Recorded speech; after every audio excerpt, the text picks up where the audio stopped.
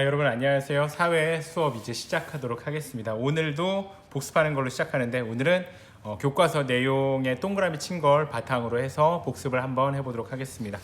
자, 여러분들 우리나라와 이웃나라 사람들의 생활 모습을 비교해 보자. 언어, 풍습, 의식주를 비교할 수 있다고 했죠. 다양한 모습이 나온다고 했어요. 의생활, 언어, 식생활, 풍습, 주생활이 서로 다르다. 다양한 모습이 나온다. 자, 문자 그리고 식생활을 알아본다고 했어요.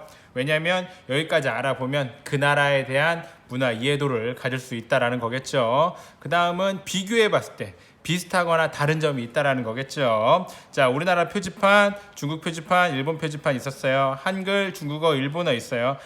자, 중국은 한자, 일본도 중국의 한자를 가지고 가나라는 말을 사용해요. 그래서 우리나라하고 중국하고 일본을 엮어서 한자 문화권이라고 하죠. 그 이유는 지리적으로 가까워서 교류가 활발했기 때문이다 라는 거죠. 러시아 문자는 키릴 문자를 써요. 그리스 문자 바탕에 키릴 문자를 쓰는데 그 이유는 이 동쪽은 발달해 있지 않고 서쪽에 모스크바라든지 발달된 문화가 있기 때문에 유럽과 가까워서 그쪽에 교류가 많았기 때문에 키릴 문자가 러시아의 문자가 되었다라고 할 수 있겠죠. 이웃나라의 식생활이에요. 우리나라는 금속 젓가락을 쓴다는 거, 중국은 길고 뭉툭한 젓가락을 쓴다는 거, 일본은 나무로 된 젓가락 끝이 뾰족한 것을 쓴다는 거. 왜 그러냐면은 생선에 살을 발라야 되기 때문에. 러시아는 빵을 주식으로 하고 포크, 나이프, 숟가락을 쓰는데 날씨가 춥기 때문에 코스 요리가 발달했다는 거. 중국과 일본의 생활 모습은 우리나라 비슷하지만 또 지리적으로 가까워서 그렇다는 거. 문화를 주고받았기 때문에 그렇다는 거. 자연과 역사, 사람들의 생각이 다르기 때문에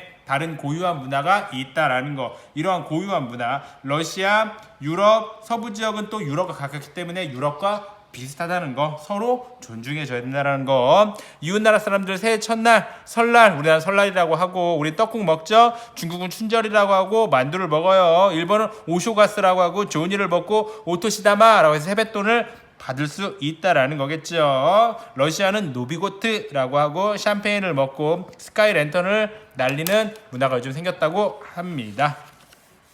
자, 요렇게 복습할 수 있겠어요. 여러분 책 동그라미 치고 색으로 분류하고 이런 작업을 자주 하시면서 책을 쉽고 빠르게 많이 보다 보면 이해할 수밖에 없죠. 이해가 안 가는 부분도 갈 수밖에 없어요. 우리나라와 이웃나라의 교류 모습을 살펴봅시다. 교류라고 돼 있어요. 문화를 교류하는 거겠죠. 문화 말고 다른 것도 교류할 수 있겠죠. 뭐가 있을까요? 자, 우리 주변을 살펴볼 때는 어떤 지도를 보면 될까요? 그렇죠. 세계 지도를 보면 되겠네요. 우리나라와 이웃나라가 다양한 분야에서 교류하고 있는 사례를 쉽게 찾아볼 수 있다. 다양한 문화뿐만이 아니라는 거겠죠. 첫 번째는 경제가 되겠네요. 국경을 초월한 에너지 협력은 어딜까요? 한국, 중국, 일본, 러시아가 국경을 초월해 전력망을 서로 잇는 사업을 추진한다. 전력망을 있는데요. 러시아와 고비 사막 지역의 풍부한 신재생 에너지원을 지역 내 최대 전력 수요처인 한국, 중국, 일본에 공급하고자 4개국의 정부, 연구기관과 민간 기업들이 활발하게 논의하고 있다. 이거 동그라미 쳐. 신재생 에너지원, 러시아, 고비 사막. 자, 그 다음에 상점에서 판매되는 이웃나라의 물품, 러시아, 중국산, 일본 이렇게 써있죠. 우리나라와 이웃나라 사이의 무역 현황, 무역도 동그라미 칠게요. 중국은 수출 1위예요. 수입도 1위예요. 엄청나죠? 일본은 5위, 3위, 러시아는 16위, 9위. 러시아는 알 필요 없겠네요. 중국은 하여튼간 수출도 1등, 수입도 1등이에요. 일본은 수입은 3위, 수출은 5위. 이렇게 된다라는 거죠. 그러니까 중국이랑 일본은 한자 문화권이어서 또 그렇지만 서로 이렇게 아주 밀접한 관계에 있다라고 볼 수 있겠어요. 자, 69페이지 볼게요. 한중일 합작 만화 영화 국내 개봉. 문화 쪽에서는 만화도 하나 봐요. 만화 영화계에서 큰 주목을 받은 한중일 합작 영화가 우리나라에서 개봉되었다. 합작 영화. 이 영화는 무려 12년에 걸쳐 제작되었으며 삶과 죽음을 바라보는 동아시아 사람들의 공통된 생각을 바탕으로 어느 소녀가 모험을 떠나는 이야기를 다루고 있다. 공통된 생각을 바탕으로 한대요. 자, 중국에서 개봉했을 때 흥행 수익이 940억 원을 기록하며 큰 사랑을 받았다. 장난 아니네요. 자, 러시아 발레단의 한국 공연 포스터. 러시아 발레단. 국내 외국인 유학생 비율 한번 볼까요? 자, 우즈베키스탄 분들이 4.7%, 생각보다 많네요. 베트남인 분들이 24%, 중국 분들이 45%. 자, 기타가 한 요 정도 된다고 하는데 중국 1등, 베트남 2등, 우즈베키스탄 3등 이렇게 보면 되겠어요. 자, 이처럼 우리나라는 이웃나라와 활발한 교류를 하고 있다. 활발한 교류 어디에서? 문화에서, 경제에서. 거리가 가까운 만큼 영향을 긴밀하게 주고받는 관계이기 때문이다. 거리가 가깝다라는 거겠죠. 자, 그 다음 또 정치 볼게요. 정치, 한중일 3국 미세먼지 해결 방안을 공동으로 연구했대요. 미국 항공우주국이 공개한 공기 오염 지도, 한중일 환경장관회의 이런 거 했대요. 한국, 중국, 일본의 환경장관들이 모여 최근 논란이 되고 있는 미세먼지 문제에 함께 대처하고 해결을 위해 노력하기로 약속했다. 각 나라는 협력기구를 만들고, 협력기구래요. 근데 정치라는 건 뭐냐면은 우리 사회에 있는 문제를 민주적으로 해결하기 위한 방법이 정치가 되겠죠. 그래서 한중일 우리가 서로 이렇게 미세먼지에 대해서 어떤 문제가 있기 때문에 이 문제를 공동으로 해결하기 위한 정치를 쓰는 거겠죠. 만들고 대기질 관리, 환경 정보 수집 등 미세먼지와 관련된 정책과 기술을 공유할 계획이다. 정책, 기술을 공유한대요. 한국, 러시아 정상회담도 한다고 해요. 한국과 러시아 양국의 대통령은 정상회담에서 양국의 미래지향적 발전 방안 등을 논의했다. 미래지향적 발전 방안이래요. 정상회담에서 무슨 얘기예요? 아직 오지 않은 미래의 지향적 발전 방안을 얘기한다고 합니다.